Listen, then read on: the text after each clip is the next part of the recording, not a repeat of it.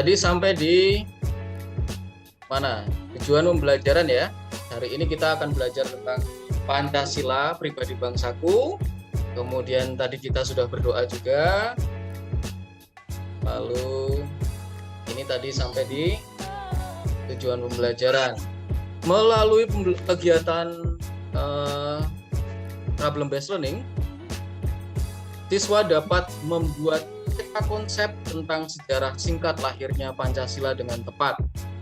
Kemudian melalui kegiatan problem based learning juga, siswa dapat membandingkan rumusan dasar negara yang terdapat. Dan kita akan menyanyikan bersama-sama lagu Garuda Pancasila. Oke. Anak-anak mengikuti dengan hikmat, dengan sopan ya. Ini adalah permasalahan yang Pak Riko sampaikan kepada kalian. Ini yang sering muncul di tengah-tengah masyarakat kita juga. Ya, yang pertama, kita sering mendengar lagu Garuda Pancasila. Ya, bagaimana sikap kalian jika melihat ada siswa atau orang ya yang menyanyikan Tiga fungsi. 1. Fungsi yuridis ketatanegaraan yang merupakan fungsi pokok atau fungsi utama dari Pancasila sebagai dasar negara. 2. Fungsi sosiologis, yaitu apabila dilihat sebagai pengatur hidup kemasyarakatan pada umumnya. 3. Fungsi etis dan filosofis, Menegurnya dengan sopan. menegur dengan sopan. Oke. Terima kasih Deren. Berikutnya nomor 2. Ini kita akan lihat perbandingan ya rumusan dasar negara yang terdapat pada Piagam Jakarta dan pada pembukaan UUD 45 dengan melengkapi tabel di bawah ini. Coba lihat. Di Piagam Jakarta yang pertama, susunan negara Republik Indonesia yang berkedaulatan rakyat dengan berdasar pada ketuhanan dengan menjalankan syariat Islam bagi pemeluk-pemeluknya. Itu yang pertama. Sedangkan yang di pembukaan UUD 45 alinea keempat itu sudah berubah menjadi ketuhanan yang maha esa. Kemudian yang nomor 2 di Piagam Jakarta. Ini anak-anak saya minta untuk membuat peta konsep ya. Contoh punya teman kalian. Ini atas nama Margaret Tarigan. Peta konsepnya tentang sejarah lahirnya Pancasila. Oke, terima kasih Margaret. Kemudian berikutnya ini punya Quinsa, salah satu hasil sidang PPKI. Oke, kalian bisa lihat ya peta konsepnya. Mengapa Pak Riko minta membuat peta konsep? Ada yang tahu alasannya? Peta konsep ini untuk mempermudah kalian mempelajari tentang sejarah lahirnya Pancasila. Ya, jadi tidak melulu kalian menghafalkan, tapi kalian dengan melihat peta konsep seperti ini kalian kemudian mudah dalam mempelajari. Ya. Tuh. Berikutnya ada lagi ini. Ya, siapa nih? Maura, yang lebih jelas ya peta konsepnya sejarah lahirnya Pancasila, di mana yang pertama dirumuskan oleh 3 penggagas dasar negara, yaitu Insinyur Soekarno, kemudian ada Dr. Supomo, ada Muhammad Yamin. Kemudian di sidang pertama menghasilkan beberapa dasar negara yang belum disepakati ya. Kemudian pada tanggal 29 April 45 itu Jepang membentuk BPUPKI ya. Kemudian ketuanya tadi di film, di video, ketuanya Rajiman Widya. Dan sidang pertama itu merumuskan dasar negara 29 Mei sampai 1 Juli 1945. Kemudian hasil sidang pertama adalah anak-anak. Ini saya akan bacakan ya tentang sejarah lahirnya Pancasila. pada sidang BPUPKI, Mr. Supomo, Mr. Muhammad Yamin, dan Insinyur Soekarno mengemukakan rumusan dasar negara Republik Indonesia. Setelah sidang pada tanggal 1 Juni 45, BPUPKI memasuki masa jeda sampai dengan saat itu belum ada rumusan dasar negara. Kemudian, usulan rumusan dasar negara dikemukakan oleh Panitia 9. Kemudian Panitia 9 terdiri atas Insinyur Soekarno, Muhammad Hatta, Mr. Muhammad Yamin, Mr. Ahmad Subarjo, Mr. A.A. Maramis, yaitu rumusan dasar negara dalam Piagam Jakarta. Kemudian untuk paragraf keempat, yaitu pokok pikirannya rumusan dasar negara dalam Piagam Jakarta banyak ditentang oleh tokoh-tokoh dari Indonesia Timur. Oke, itu ya kita sudah pelajari tentang pokok pikiran minggu yang lalu juga. Nah, ini nanti yang menjadi PR kalian. Buatlah sebuah karangan dengan judul dan pokok paragraf setiap tema yang berjudul ini, Pengamalan Pancasila. Paragraf 1 isinya tentang perbuatan pengamalan Pancasila. Paragraf 2 isinya tentang manfaat pengamalan Pancasila dalam kehidupan. Kemudian paragraf 3 itu isinya tentang indahnya Indonesia yang berdasar negara Pancasila. Sekarang anak-anak jadi tahu ya, tadi tentang PPKN kita belajar tentang sejarah lahirnya Pancasila, kemudian bahasa Indonesia. Anak-anak juga sudah mengetahui bagaimana menentukan pokok pikiran di setiap paragraf.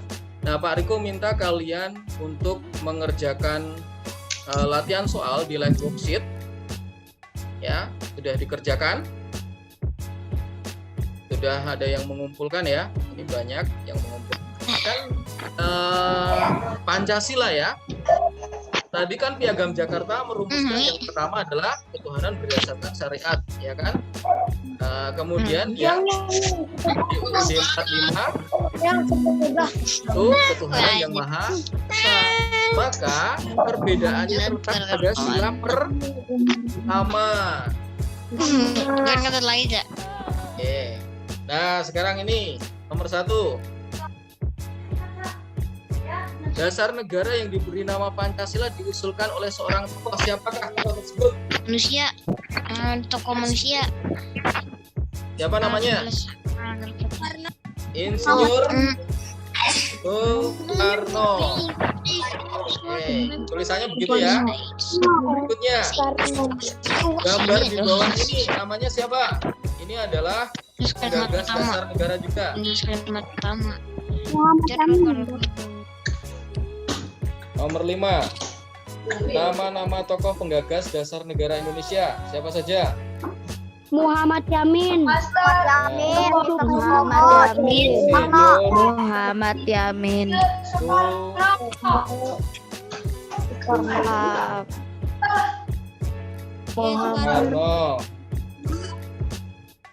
Insinyur Soekarno. Muhammad Yamin. Kemudian Muhammad Yamin. Halo nyontek halo. Lalu Dokter Pomo ya. Oke. Nice. Berikutnya ini bahasa Indonesia. Perhatikan paragraf berikut ini. Minuman beralkohol tidak baik bagi tubuh. Minuman tersebut dapat meningkatkan. Mawar sedang membuat karangan tentang sepeda. Tiba-tiba listrik padam. Seketika itu, dia tidak dapat melanjutkan karangannya. Dia melangkah pelan menuju tempat lilin, tapi benda itu sulit dicari karena gelap. Pokok pikirannya apa ini? Listrik padam. Listrik padam.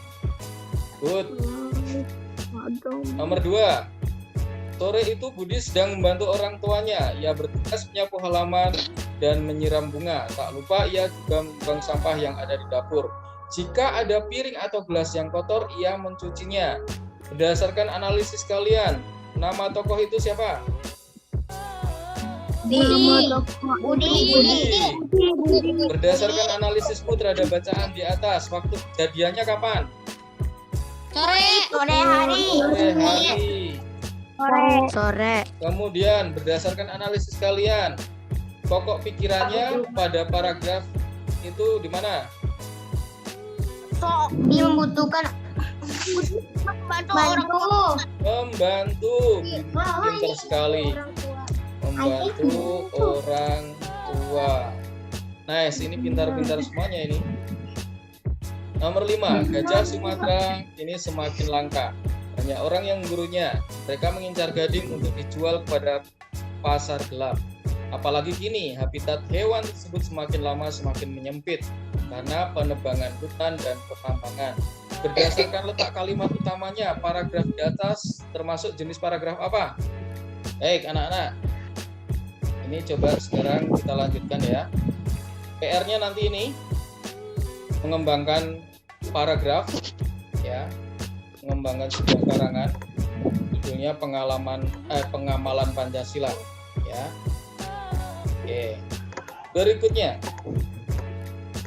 setelah kalian belajar tadi kemudian berlatih juga di dalamnya, anak-anak menjadi tahu bahwa anggota panitia 9 dalam sidang PKI yaitu Insinyur Soekarno, kemudian Muhammad Yamin, lalu Mr. A.A. Maramis, kemudian Abdul Qadir Muzakir, Wahid Hasim, DRS Muhammad Hatta, ya, Mr. Ahmad Subarjo, kemudian Haji Agus Salim, ya, dan Abi Kusno Cokro Sudoso. Berikutnya, perbedaan rumusan dasar negara yang sekarang kita masuk dalam tahap refleksi. Nanti kalian buat refleksinya ya. Tapi sebelum membuat refleksi masing-masing, Pak Riko akan bertanya kepada kalian. Yang pertama, apakah kalian sudah dapat melafalkan Pancasila dengan benar dan hormat? Sudah belum? Sudah ya. Tapi melafalkannya harus dengan hormat, dengan sopan, jangan yang melafalkannya sembarangan. Berikutnya, bagaimana seharusnya sikap kalian ketika ada teman kalian yang menghina dasar negara Indonesia? Menegur. Ini aksi nyata yang harus kalian laksanakan hari ini, yaitu kalian akan melafalkan Pancasila dengan benar dan hormat. Kalian akan menegur dengan kalimat positif dan memberikan arahan yang baik jika ada yang melafalkan atau menghina dasar negara ya. Kemudian apalagi tadi refleksinya.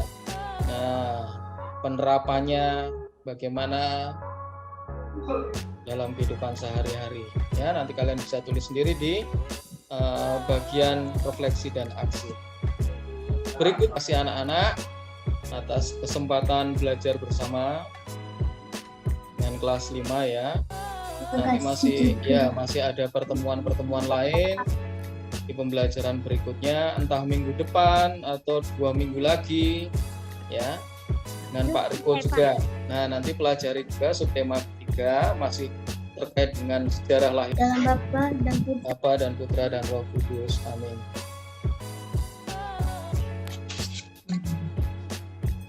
Ya Tuhan,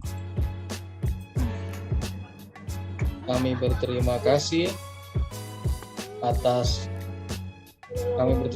dan bersyukur atas penyertaan-Mu. Terima kasih anak-anak, terima kasih Bu Nuni sudah mengizinkan untuk belajar bersama di kelas 5 ini. Dan jangan lupa patuhi protokol kesehatan, harus jaga kesehatan, stamina tubuh, konsumsi makanan yang bergizi. Kalau perlu vitamin ya, kita Bye-bye, Pak. Ya. Sampai Terima kasih. Dadah, Pak. Ya. Dadah. Ya. Dadah, Pak.